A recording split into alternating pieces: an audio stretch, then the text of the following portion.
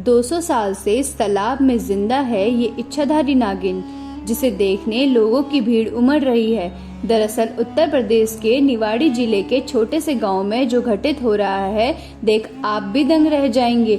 Video शुरू करने से पहले जो भी महादेव के भक्त है कमेंट में हर हर महादेव जरूर लिखें। तो दोस्तों, उत्तर प्रदेश के इस छोटे से गांव में एक अनोखा तालाब है, जहां बड़े बूढ़े बताते हैं कि करीब 200 साल से एक इच्छाधारी नागिन इसमें रह रही है। इतना ही नहीं, जो भी इस तालाब के पास आकर अपनी इच्छा बोलता है, नागिन उसे पूरी कर देती है। क्योंकि कई लोगों के साथ ये चमत्कार हुआ है, जिनमें से एक है दिनकर जी।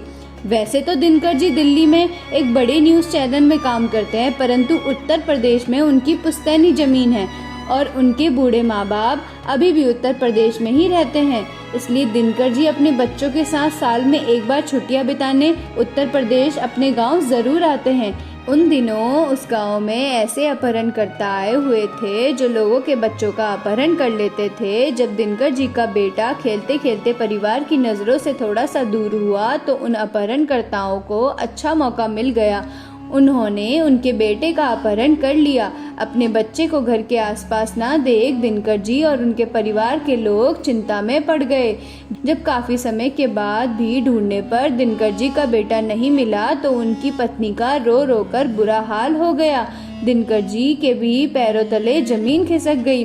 उनके बच्चों को ढूंढते ढूंढते दिनकर उस तालाब के पास जा पहुंचा, जहां लोगों ने बताया था कि यहाँ एक इच्छाधारी नागिन का वास है।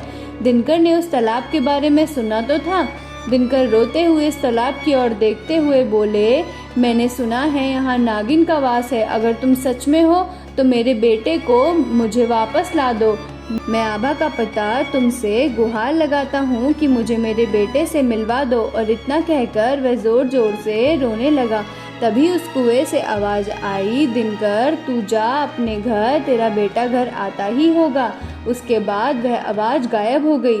दिनकर आश्चर्य में था कि आखिर हुआ क्या, परंतु जैसा उस आवाज ने कहा था उसने ठीक वैसा ही किया।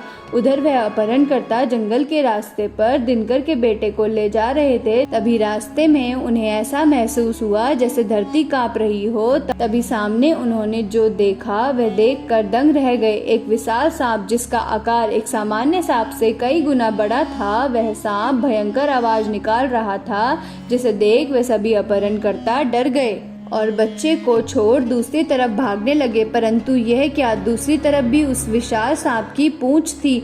अब तो बचने की कोई भी जगह नहीं थी। वह अपहरणकर्ता इतना डर गए कि रोने लगे और अपनी गलती की माफ़ी मांगने लगे और सांप को वचन दिया कि भविष्य में यह कार्य कभी नहीं करेंगे। तभी वह सांप वहाँ से गायब हो गया। मौका देख सभी अपहरणकर्ता वहां से भाग निकले। दिनकर जी का बेटा भी उस विशाल सांप को देखकर डर गया था, परंतु तभी उसने देखा कि वह सांप नहीं बल्कि एक सुंदर स्त्री वहां खड़ी है, जिसने प्यार से दिनकर जी के बेटे को अपनी गोद में उठाया और दिनकर जी के घर छोड़ गायब हो गई। जब दिनकर जी और उनके परिवार ने बच्चों को घर के दरवाजे पर पाया तो उनकी खुशी का ठिकाना न रहा। जब दिनकर जी ने अपने बेटे के मुंह से जंगल में घटित घटना सुनी तो वह समझ गया कि उसके बेटे को तालाब वाली नागिन ने बचाया है। तो दिनकर जी ने उस तालाब में रहने वाली नागिन को धन्यवाद दिया। दोस्तों, कहते हैं आज भी उस तालाब में वहाँ नागिन रहती है। दोस्तों, अगर आपको भी उस तालाब के पास जाने का मौका मिले तो आप अपनी कौन सी इच्छा नागिन से पूरी करवाओगे? कमेंट सेक्शन में ज़रूर बताएं।